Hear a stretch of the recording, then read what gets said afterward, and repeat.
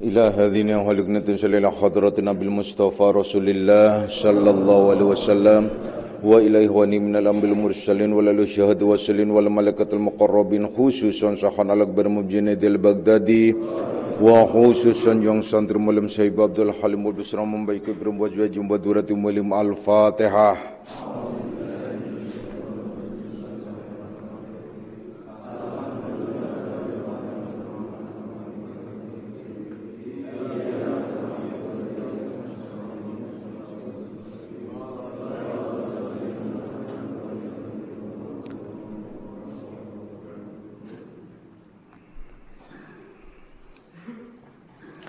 Mari kita membaca suratul Fatihah sekali lagi ya.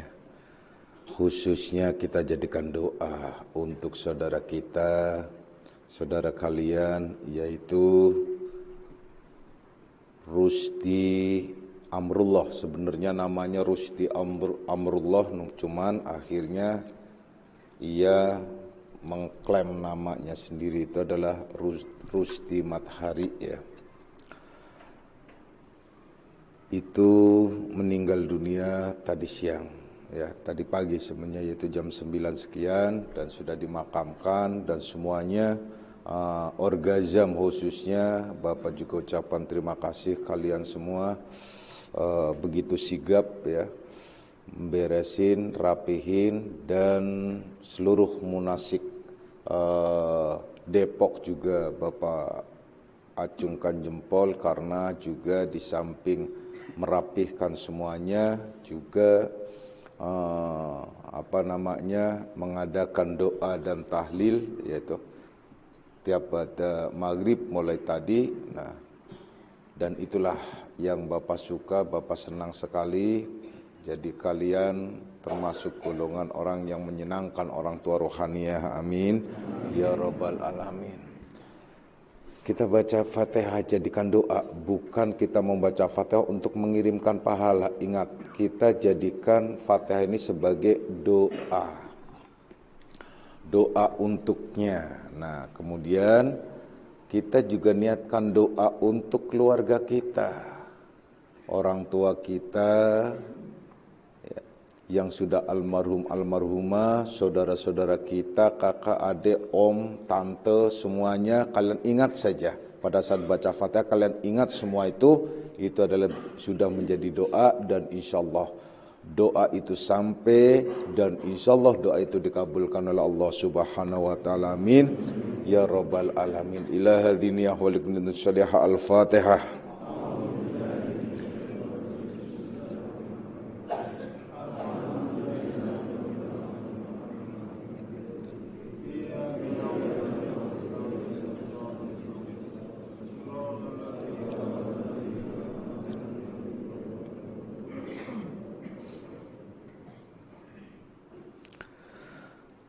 Assalamualaikum warahmatullahi wabarakatuh.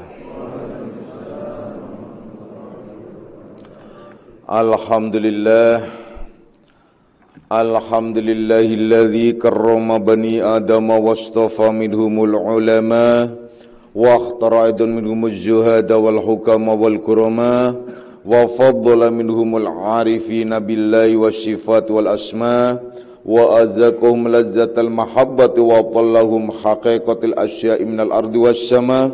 Wassalatu wassalamu ala sayyidina Muhammadin khatamil anbiya alladzi khuliqa min zatihi wa minhu jami'ul asya, wa ala alihi wa ashabi sadatil awliya wa ala tabi'in wa tabi'it tabi'ina lahum bi ihsanin ila yaumil jazaa. Subhanaka la ilma lana illa ma 'allamtana innaka antal alimul hakim, wa la haula wa la quwwata illa billahil aliyil azim. Amma ba'du. Ma'asyiras salikin, kaum bapak dan kaum ibu, jamaah pesantren Akmaliyah, anak-anak rohaniahku semuanya, baik yang hadir secara jasmani maupun nafsani, baik yang mendengarkan langsung di pesantren Akmaliyah maupun yang melalui radio online Akmaliyah. Insya Allah mudah-mudahan malam ini kita bersama-sama mendapatkan limpahan rahmah, maghfirah serta hidayahnya. Amin ya rabbal alamin. Mari kita lanjutkan kajian kita di dalam membahas kitab Syarah Hikam Ibnu Athaillah, di mana pada kajian yang lalu telah dijelaskan innama wasi'akal kaunu min haitsu jismaniyatika walam yas'aka min haitsu subuti ruhaniyatika, yakni bahwasanya alam ini hanya dapat mencukupi untuk kebutuhan jasmaniyah kalian, tapi tidak untuk kebutuhan ruhaniyah kalian.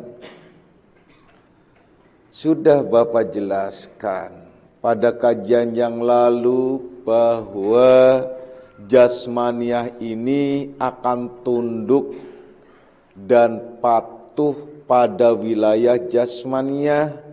Oleh karenanya jasmaniyah ini akan ikut ekosistem dalam kehidupannya dan mempunyai hak-haknya. Jika kalian ingin memeliharanya atas dasar amanat Allah, maka ikuti alur ekosistem tersebut alias sunnatullah.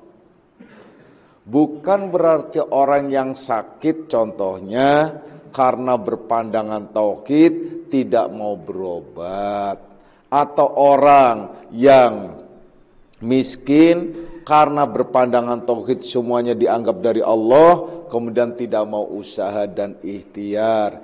Itu menyalahi kaifiat yang disebut juga dia sudah menyalahi sunnatullah. Tapi yang harus kalian pahami di sini, kalau kebutuhan jasmani itu sudah dicukupi oleh wilayah lahiriah, yaitu alam semesta ini. Allah ciptakan alam semesta ini adalah untuk kalian. Oleh karenanya Allah menyatakan kulu mimma fil ardi halalam thayyibah. Makan dan minumlah apa yang ada di muka bumi ini halal dan baik. Tentunya ngambil yang halal juga yang baik. Cuman catatannya wala tusrifu. Jangan melampaui batas. Jangan berlebih-lebihan. Kalau berlebihan akan menjadi persoalan tersendiri. Pakailah perhiasan apa yang di muka bumi ini.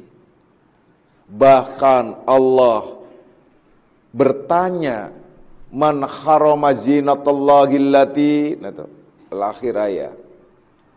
Siapa yang mengharamkan perhiasan yang diberikan oleh Allah, yang diturunkan oleh Allah di muka bumi ini?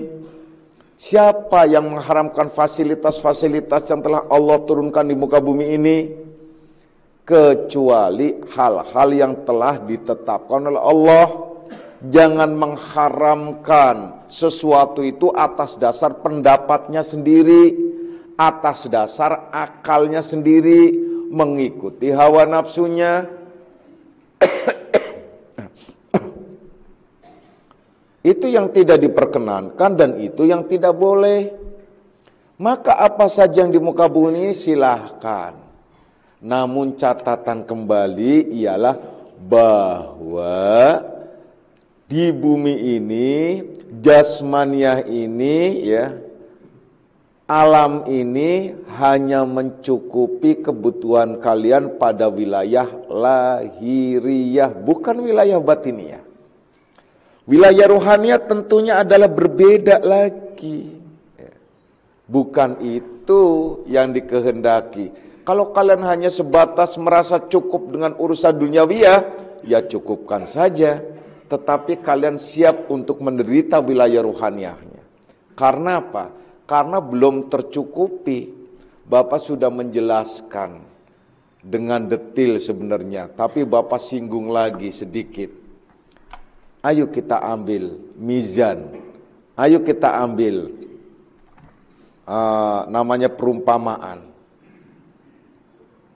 kalian tidak pernah yang namanya terpaksa atau dipaksa dalam mencukupi kebutuhan jasmaniah kalian.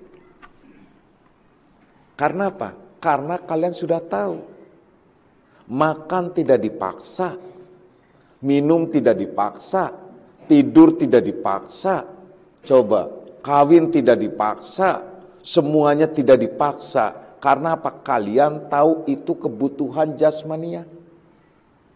Dan itu harus, bahkan andai saja kalian tidak selera pun tetap dimasukkan demi untuk menutrisi jasmaniah kalian agar tetap bugar. Kenapa? Karena kalian tahu manfaat, tahu ya, semuanya. Sekarang dibalik. Kenapa kalian malas makan, minum, berpakaian rohaniah kalian? Karena kalian tidak tahu manfaatnya. Andai saja tahu atau kemudian tidak melakukan, berarti kalian masih kurang imannya, doif keyakinannya, buta mata hatinya, karena kalian mengikuti hawa nafsunya. Makanan ruhaniah apa sih? Makanan ruhaniah itu amal ibadah, mulai dari yang wajib sampai yang sunnah. Minuman ruhaniah, ilmu yang bermanfaat, ilmu agama. Seperti kalian sekarang, itu seperti minum sambil mandi, menyelam sambil minum air.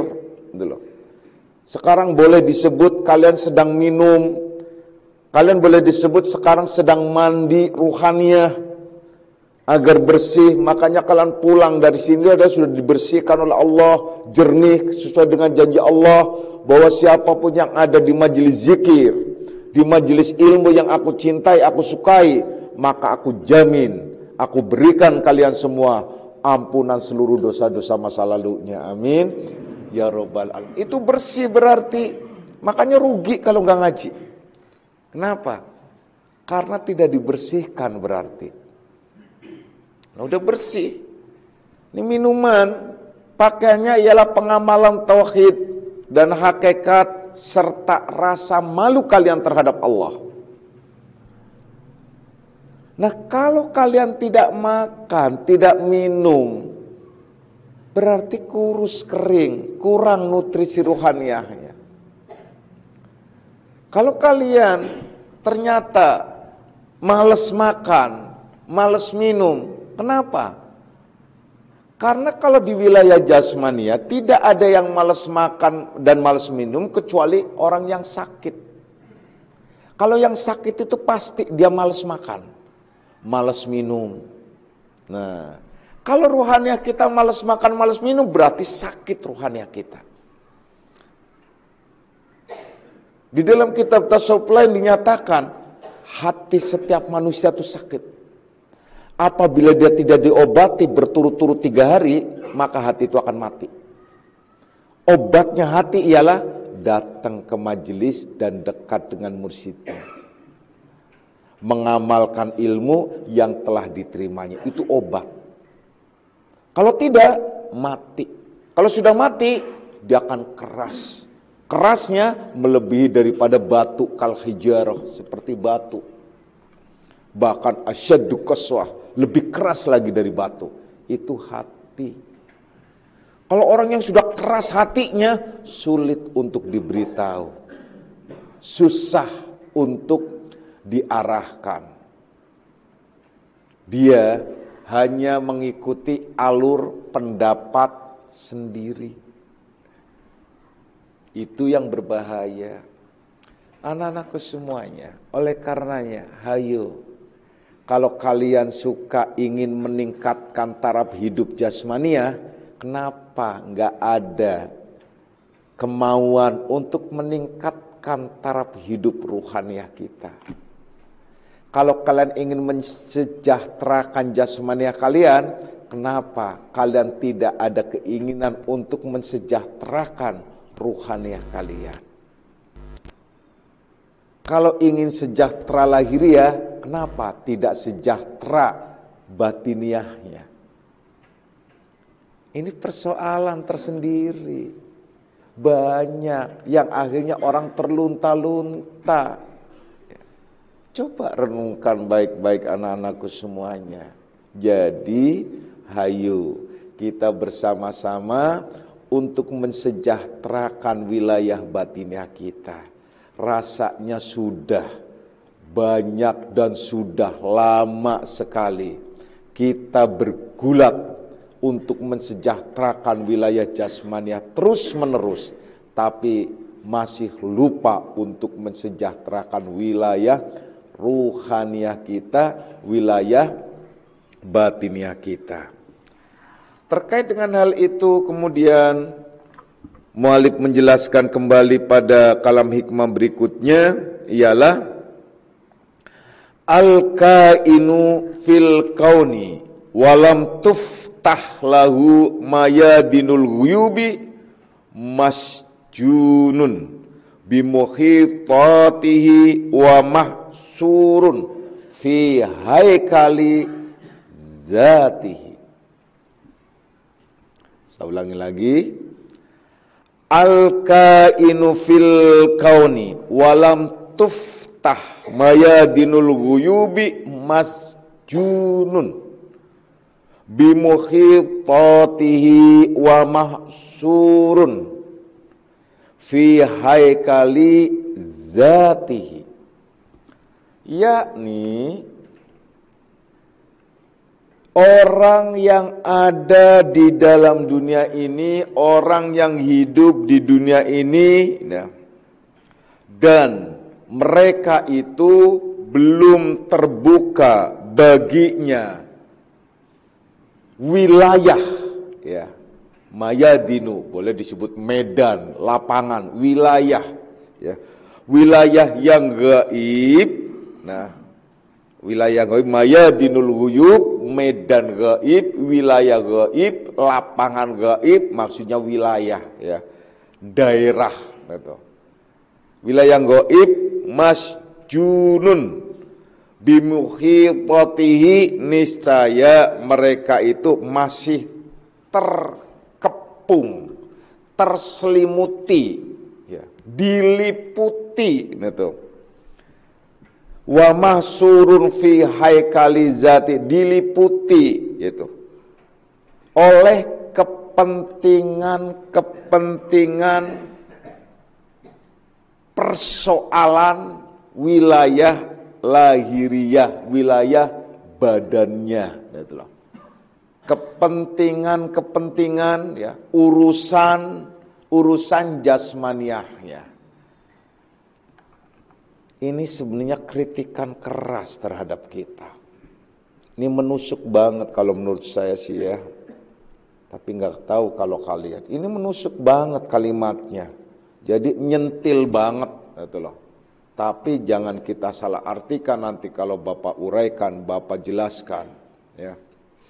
Jadi begini yang sebenarnya, bahwa siapapun di antara kalian, siapapun manusianya,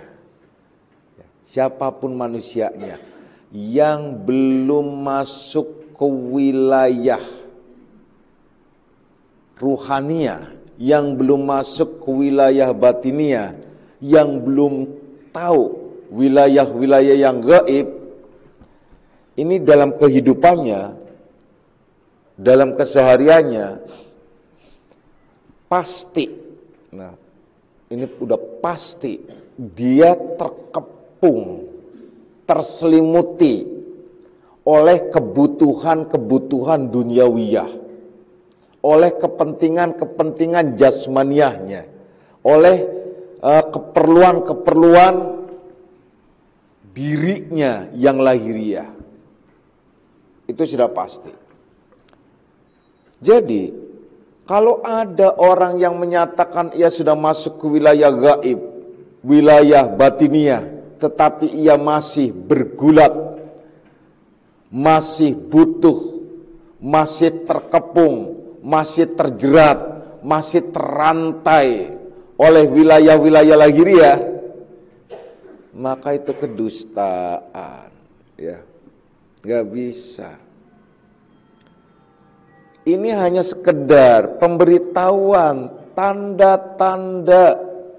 Jadi kalau kita sudah merasa masuk ke wilayah gaib, apa sih wilayah gaib? Jangan dibayangkan macam-macam.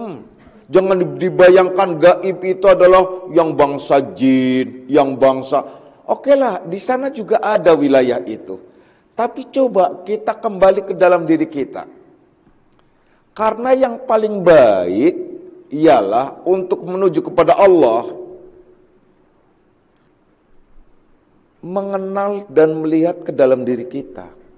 Wa fi anfusikum afala tubsirun? Apakah di dalam dirimu kamu tidak melihatnya? Apakah di dalam dirimu kamu tidak memperhatikannya? Itu persoalan bagi kita. Kalau mau mengenal Allah kemudian ia justru keluar dari dirinya, akan terperangkap dan terjebak oleh nafsu-nafsunya. Yang paling baik dan benar ialah mengenal Allah melalui diri kita. Maksudnya melalui diri kita ialah memperhatikan yang paling terdekat, ialah diri kita.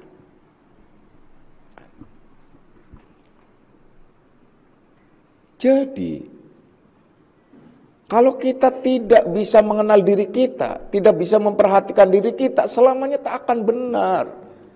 Pengenalan itu coba direnungkan baik-baik.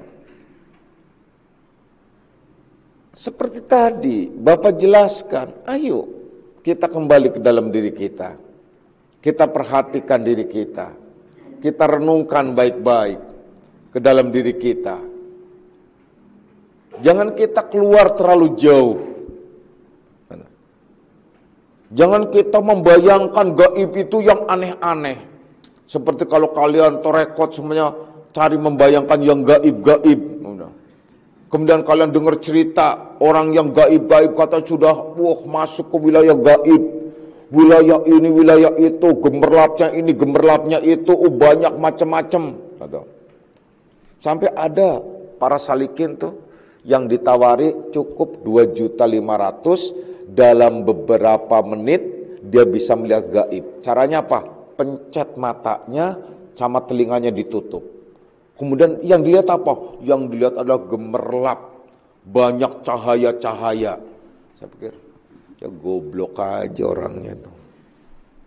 Ya iyalah, kalian gak usah jauh-jauh dari tempat terang, masuk ke tempat gelap saja, kalian tuh bisa, ya apa kunang-kunangan kalau orang Jawa bilang tuh.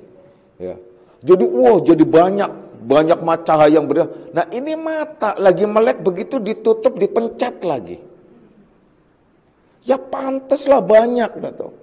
Dan itu cara orang-orang tertentu dan saya justru menamakan ini sejenis agak keklenik dan kekejawen dan jenis-jenis itulah. Agak miring-miring gitu loh. Kenapa? Karena dia menutup semua lubang panca indera yang di mata itu dia dengan 4 jari ini. Seperti mata tutup, hidung dan telinga ini segala macam. Ini dengan begini gitu. Dipencet. Ya iya pasti kunang-kunangan, banyak gemerlapan macam-macam gitu loh. Kalian torekot. Gak usah tarekot dari terang kemudian gelap. Kalian menjamin mata kemudian kalian lihat bisa muter-muter gitu loh. Itu contoh, makanya kalian jangan terpedaya oleh semacam itu. Ada lagi Mas. Salikin yang suruh dipaksa ya. Ini orang-orang ini ya ceritanya salikin pengalaman di luar dulu katanya. Jadi kalau zikiran itu ditanya sama pembimbingnya, kamu udah masuk belum? Udah kemasukan belum? Kemasukan Syekh Abdul Qadir Jilani, kemasukan ya syekh terdahulu. Ya Allah, emangnya para masyaikh terdahulu tuh jelangkung apa? Ya, yang di apa tuh? Yang datang tadi undang, pergi tadi hantar gitu. Jadi anggapnya kayak jelangkung mereka itu. Ada salikin, akhirnya dia pura-pura. Pura-pura karena orang pada kesurupan, dia pura-pura kesurupan. Saya pura-pura aja Pak, benar serius pura-pura. Oh tapi dibilang bagus, kamu berarti udah makrifah. Makrifah dari mana? Nah, kan itu tandanya bisa dibodohin. Nah, salikinnya apa tuh murid, apa tuh orangnya yang dibimbing itu sendiri bodohin dirinya, malah ia bilang bagus gitu. Nah, itu kan contoh yang paling, contoh itu bukan kara, itu benar-benar ada gitu. Dan Salik yang cerita ke saya itu dia cerita karena kepengin tahu aja katanya dan ngikutin. Itu udah nggak benar ya. Jadi tolong kalian jangan bayangkan dulu, jangan terlalu berimajinasi tentang wilayah gaib itu yang mana. Yang dikehendaki oleh mu'alif di sini, kita mulai berangkat dari diri. Mana sih yang gaib? Yang tidak terlihat oleh mata kita, kasat mata kita. Nah, kembali yang dirasa dalam diri kita. Nah, jadi masuk ke dalam diri kita apabila kita sudah masuk ke dalam diri kita, kita sudah mulai memperhatikan diri kita, ya.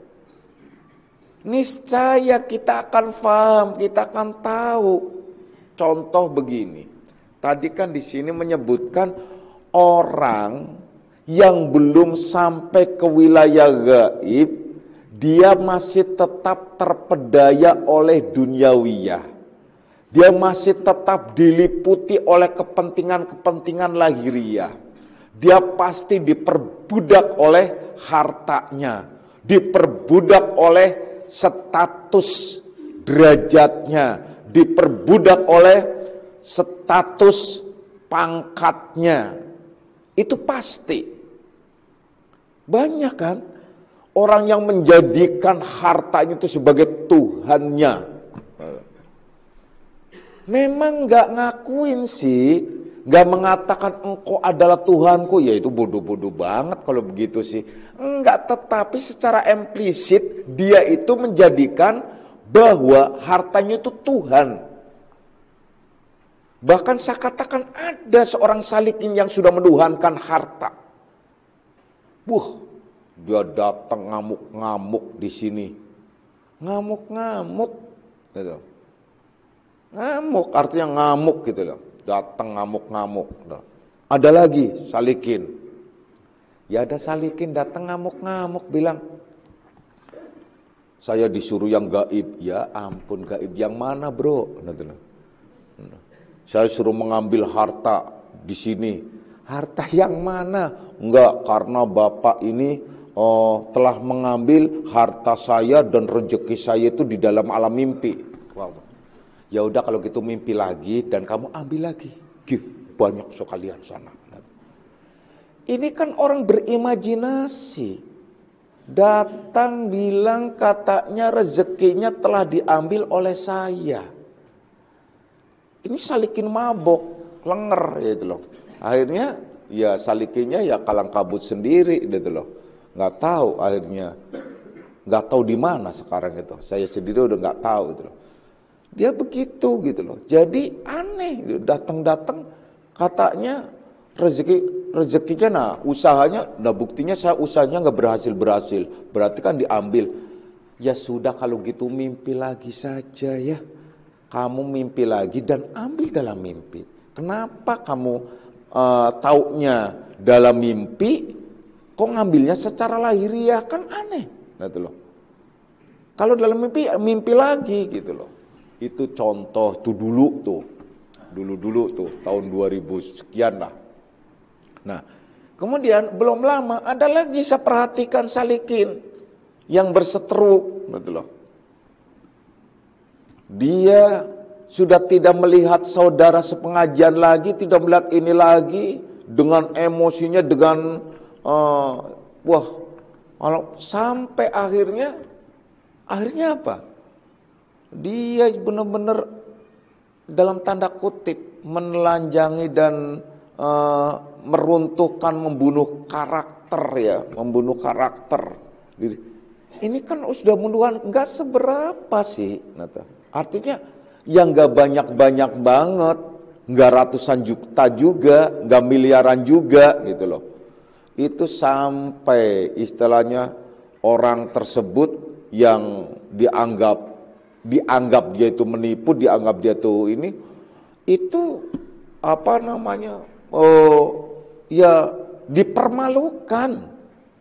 dipermalukan di hadapan orang, bahkan dipermalukan di hadapan muridnya, dipermalukan di hadapan. Ini kan auzubillahi min zalik. Ini orang ini udah menuhankan harta, udah menuhankan, kan ada jalan, masih banyak jalan yang lebih baik lagi untuk penyelesaian. Akhirnya diselesaikan juga di sini. Karena apa? Karena itu salikin juga. Nah itulah, anak-anak bapak juga diselesaikan di sini. Nah, tanpa malu-malu juga langsung. Ya. Padahal gak ada hubungannya dengan Akmalia, akhirnya Akmalia yang harus nombokin, menyelesaikan semuanya. Ya di bawah 100 juta dikit, tapi ya di bawah 100 juta dikit lah. Akmalia enggak, akhirnya saya minta anak saya Hima punya deposito, ya, cairkan Him, nah itu kasih gitu, kasih dulu, tutup dulu, gitu loh. Akhirnya tutup lagi, nah sumpamanya pakai, ya udah gadein kayak mobil apa segala macam, yang penting ini selesai. Ini contoh, ini padahal salikin loh, dan salikin lama dan sudah ngaji notabene lama. Mungkin karena pikirannya agak selek kali, gitu loh. Ini salikin loh. Saya kaget dan terpesona dan ya tapi maklum, gitu.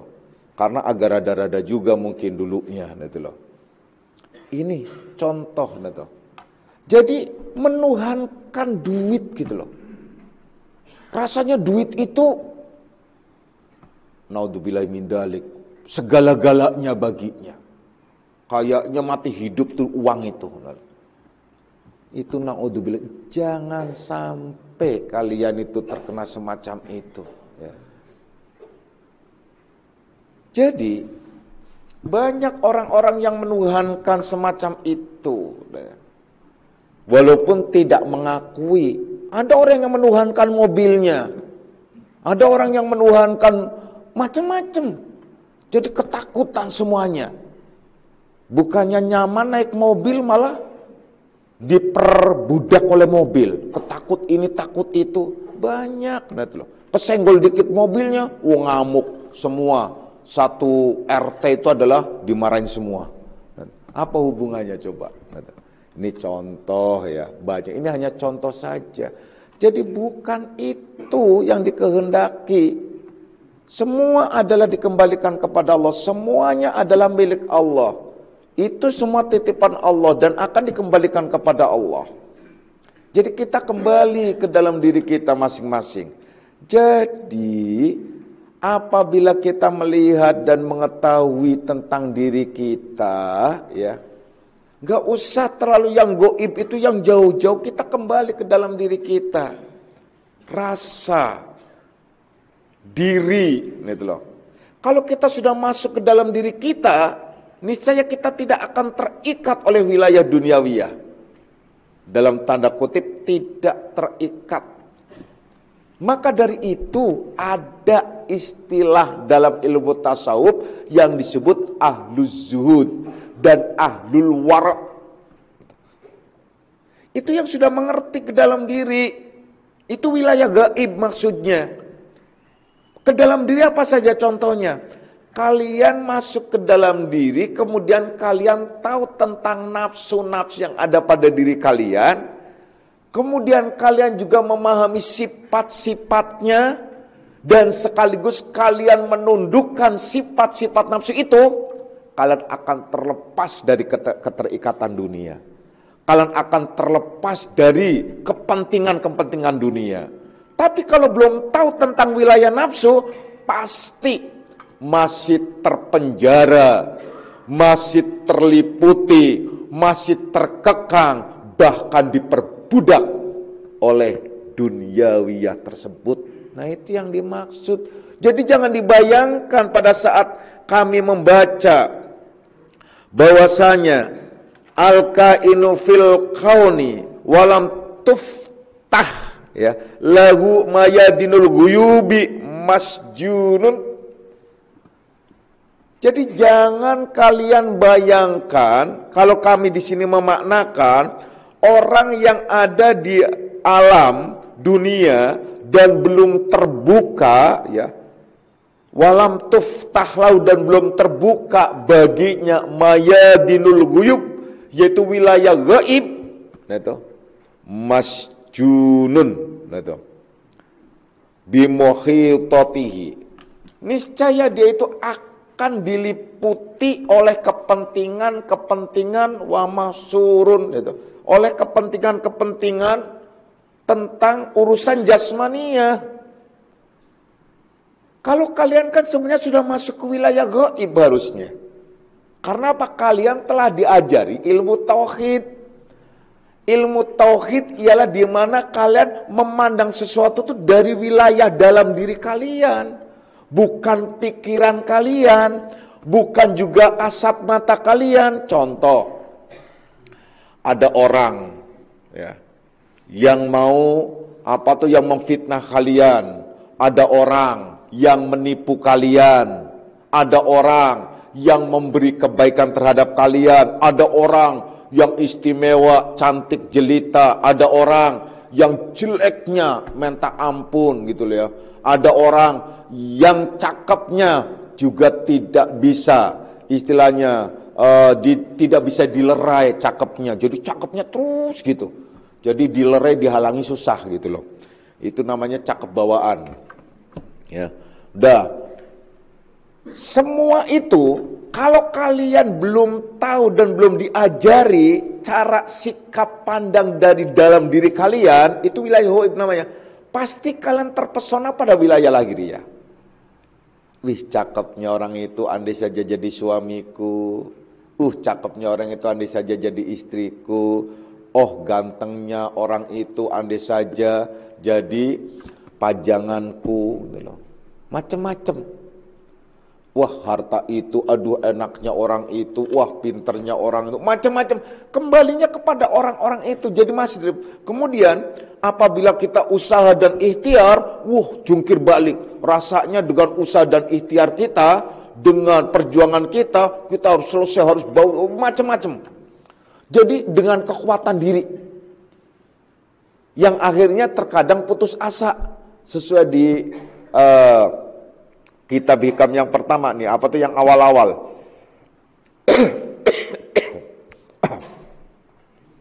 Di awal-awal dinyatakan min alamatil i'timadi alal amali nuqsanur roja inda wujudil zalal. Jadi setengah dari tanda-tanda orang yang bersandar pada amal perbuatannya, maksudnya dia mengandalkan perjuangannya, mengandalkan teori dan strateginya, dia akan menjadi putus asa kalau apa yang diperjuangkan dia tidak mendapatkannya. Karena apa? Dia bersandarnya itu adalah pada amal, tidak menyandarkan kepada Allah Subhanahu wa ta'ala.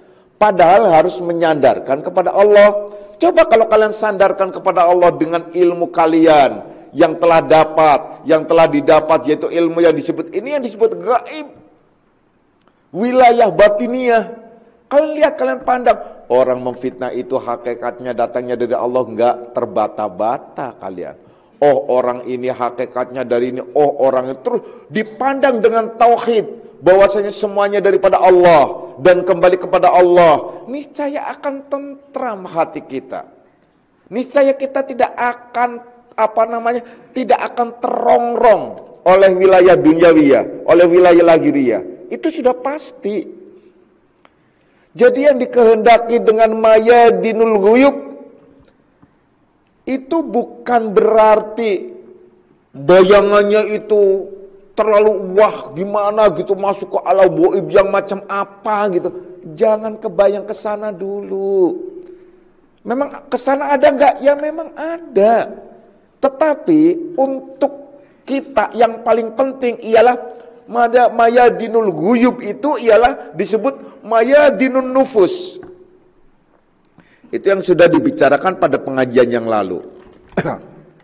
Yaitu yang dikehendaki dengan medan nafsu, yaitu tempatnya nafsu gitu loh.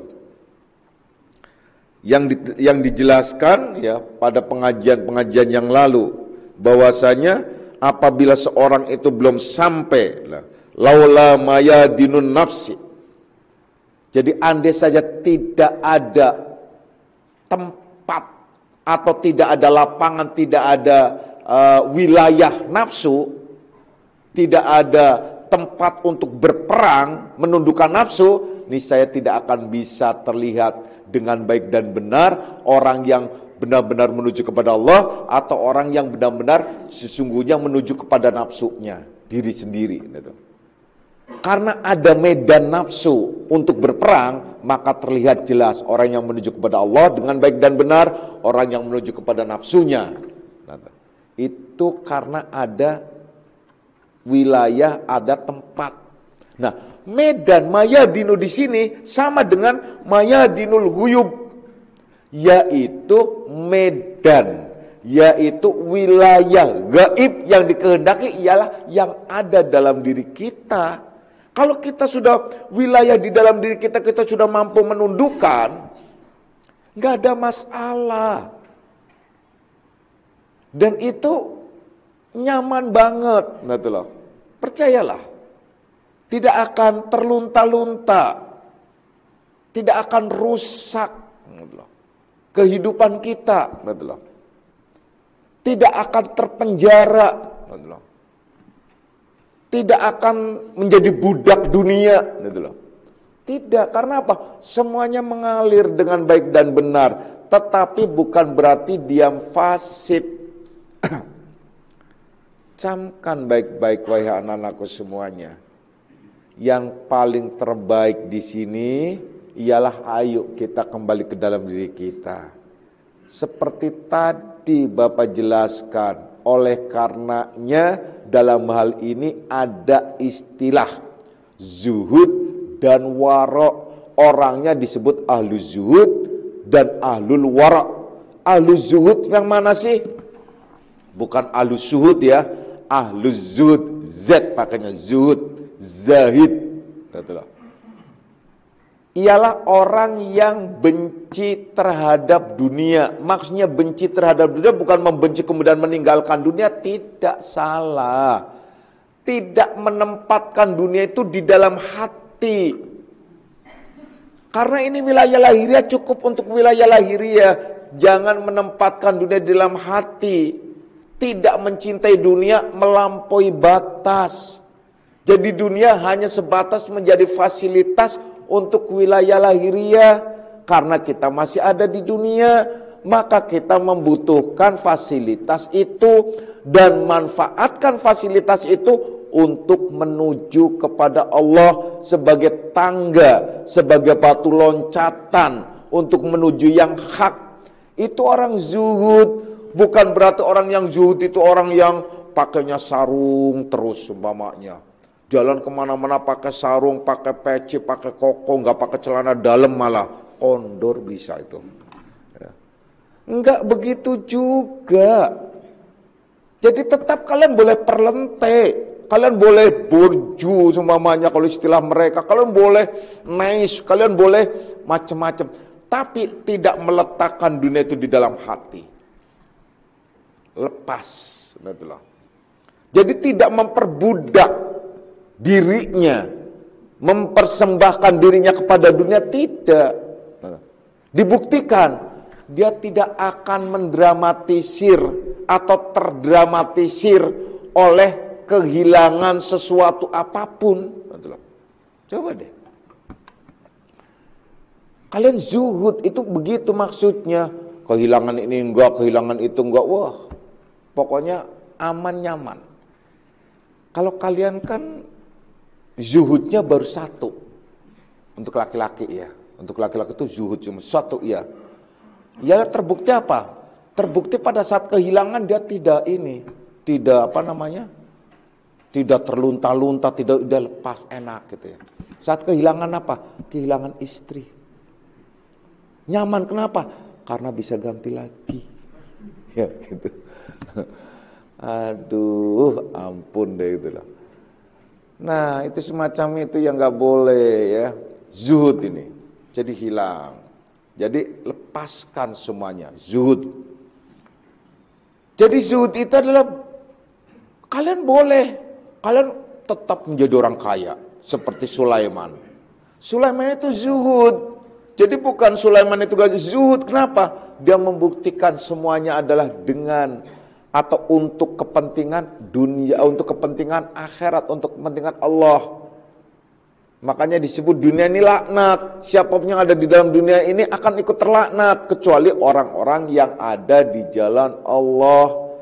Jadi Nabi Sulaiman itu tidak berarti dia melepaskan dirinya untuk dunia, bahkan ia memperketat, tidak memberi kesempatan dunia itu masuk ke dalam dirinya. Itu yang disebut zuhud. Jadi jangan kalian manakan zuhud itu harus miskin, enggak begitu ya. Kemudian yang dikehendaki warok. Warok itu ialah orang yang benar-benar menghindari diri dari segala macam hal-hal yang makruh, yang syubhat, yang pokoknya artinya begini. Dia menghindari diri untuk menjaga dengan sebaik mungkin makanan atau minuman yang haram. Jangankan minuman, makanan yang haram. Kalau dia makan dan minum tidak membaca bismillah saja, dia langsung korek tuh kadang-kadang untuk dimuntahkan. Jadi benar-benar makannya baca bismillah. Karena apa? Dia mengikuti atau mengamalkan perintah Allah, yaitu yang tadi Bapak bacakan, kulu wasrobu mimma fil ardi halalan thayyiba. Makan dan minumlah apa yang ada di muka bumi ini dengan halal dan baik. Sudah halal dan baik, bukan cukup halal, halal saja nggak cukup, baik. Nah, kemudian ini lebih masuk ke dalam lagi, ya hati-hati. Rizki yang halalan thayyib itu yang macam apa sih? Yang benar-benar akan menjadi nur di dalam diri, yaitu rizki yang pada saat kalian menerima dan kalian sadar bahwa itu dari Allah. Itu. Kalau pada saat kalian menerima, kemudian kalian tidak sadar itu dari Allah, itu masalah, itu gelap. Kalau secara syariat, secara umum, yang halalan thayyibah, dapatnya halal, kemudian kita keluarkan zakatnya, itu menjadi thayyibah. Udah itu loh ya. Kalau dapat rezeki, ini secara lahiriah, dapat rezeki. Setelah dapat rezeki, kemudian kalian keluarkan zakatnya. Dapat rezeki halal, dikeluarkan zakatnya, maka rezekinya itu sudah menjadi halalan thayyibah. Kalau kalian mendapatkan rezeki tapi tidak dikeluarkan zakatnya, maka itu halal tapi belum thayyibah. Bahkan dia makan keruh dan bertambah keruh. Nah, itu yang dimaksud. Yang sedang Bapak jelaskan di sini ialah lebih kepada wilayah batinnya, masuk ke dalam lagi. Rizki yang halalan thayyibah bagi orang-orang yang menuju kepada Allah tentunya, yang benar-benar dia itu halal dan baik dan akan menerangi wilayah batinnya menjadi nur apabila dimakan itu tetap bercahaya ke dalam diri, karena hakikatnya dunia itulah zulmah, ad-dunya zulmatun. Dunia itu gelap. Maka apabila kalian memakan apa yang ada di dunia ini, ikut akan menjadi gelap. Kecuali orang yang memakannya itu adalah karena Allah, semuanya karena Allah. Baru akan menjadi nur, terang. Karena Allah yang meneranginya. Nah, begitu juga pada saat kalian menerima rezeki, kemudian kalian tidak sadar langsung bahwa inilah dari Allah. Lahiriahnya sih dari kantor. Lahiriahnya itu kalian mendapatkan transferan dari perusahaan. Tapi kalian harus tahu bahwa itu adalah Allah mengirim ke rekening kalian. Itu malaikatnya itu pinter seumpamanya. Langsung mengirim. Kalau tidak disadari semacam itu tidak halalan thayyibah. Itu pasti tetap. Walaupun secara fikih, secara lahiriah sudah disebut halalan thayyibah, tapi tetap saja masuk ke dalam diri kalian menjadi zulmah, gelap. Nah itu ya. Jadi oleh karenanya tidak cukup hanya sebatas lahiriah saja, tapi sikap hati kalian, pandangan hati kalian, manakala kalian menerima semua itu. Dan itulah yang menyebabkan orang tersebut tidak terikat, tidak diliputi, tidak dirusuhi, tidak terbelenggu oleh urusan duniawiyah karena terang dan sudah kembali kepada Allah Subhanahu wa taala. Anak-anakku semuanya, itu yang dimaksud oleh mu'alif. Jadi apabila kalian sudah masuk ke wilayah batiniyah, kalian lebih memandang sikap pandang kita, paradigma kalian dalam menghadapi hidup itu dari dalam diri, itu kalian tidak akan terikat oleh wilayah lahiriah. Kalian tidak akan diperbudak oleh wilayah lahiriah. Ini kalau orang-orang sana sering. Kalau yang istilah dari dalam diri itu baru difahami dengan istilah inner beauty. Itu digembar-gemborkan oleh mereka-mereka gitu loh. Kecantikan itu bukan dari luar. Ya dari luar juga, tapi memang aura itu dari dalam. Contohnya kalau orang itu sedang senang, itu aura mukanya beda. Walaupun hitam sekalipun, geseng sekalipun, tetap saja dipandangnya enak. Karena apa? Karena face-nya, auranya, mukanya itu menyenangkan. Karena terbawa oleh hati yang senang. Kan begitu. Nah, kalau kalian, cara sikap pandang kalian, paradigma hidup kalian itu diambil dari dalam diri kalian, terlebih kalian sudah paham tentang ilmu tauhid dan hakikat yang kalian kaji, ya Allah hidup itu nyaman, aman, nikmat, ringan, tidak diperbudak oleh apapun, percayalah. Dan bonusnya kalian awet muda, gitu loh. Karena apa? Nggak mudah marah-marah, kan nggak pernah marah-marah. Kalau orang yang emosian marah-marah, itu kan karena dia tidak memandang dari dalam. Kalau sudah marah-marah, coba tanya deh ke dunia kedokteran. Marah itu adalah membuang energi dan sekaligus membakar. Bener banget kalau hadis menyatakan bahwa marah itu datangnya dari setan. Setan itu tercipta dari api. Dan api itu membakar. Bisa padam hanya dengan air. Makanya apabila ada orang marah, cepat berwudu. Nah, kita urut. Nih orang marah. Itu energi api yang dari dalam diri itu naik, muntap dan membakar. Dan semuanya membakar pori-pori. Akhirnya pori-pori itu kerut-kerut. Nah tuh. Karena marah panas, coba ada orang yang marah, itu kan mukanya merah. Nah, merah gitu loh. Mukanya, karena itu sedang terbakar. Nanti pada saat nggak kebakar lagi, dia mengkerut lagi. Maka mudah keriput. Nah, salah satu di antara cara untuk mendinginkan muka, maka berwudulah. Cara air, wudu itu. Wudu, makanya itu cara wudu. Nah wudu diharapkan wudu itu tentrem, ternyata masih marah juga. Nah berarti harus pakai ma'ul badid, air penyejuk jiwa, ialah memaafkan kesalahan orang yang membuat kalian marah. Gitu loh. Kalau sudah memaafkan selesai. Gitu loh. Nah itu contoh ya dari wilayah dari dalam. Oleh karenanya pandang semua itu dari dalam. Jangan kalian mengikuti wilayah aja lahiriah saja, rugi kalian. Insya Allah kita golongan orang-orang yang mendapatkan bimbingan selalu dari Allah Subhanahu wa taala. Amin. A'udzubillahi minasyaitonirrajim. Bismillahirrahmanirrahim. Raditu billahi rabban dinan wa bi Muhammadin nabiyya.